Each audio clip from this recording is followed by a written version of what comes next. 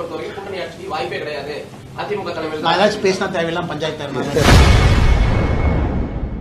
தமிழகத்தில் 2026 அதிமுக பாஜக கூட்டணி ஆட்சி அமைவது குறித்து செய்தியாளர் எழுப்பிய கேள்விக்கு முன்னாள் பாஜக மாநில தலைவர் அண்ணாமலை கருத்து தெரிவித்துள்ளார்.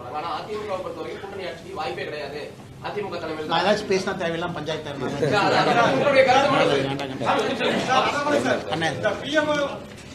அண்ணே, நான் இந்த கூட்டணி ஆட்சியில எல்லாம் பாஜக ஆட்சின்னு சொல்லிட்டு இருக்கிறேன் நான்.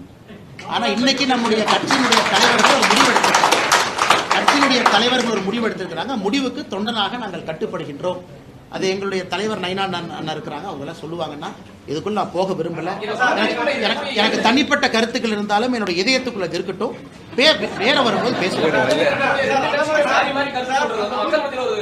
அண்ணே, அதெல்லாம் வரும்போது பாத்துக்கலாம்.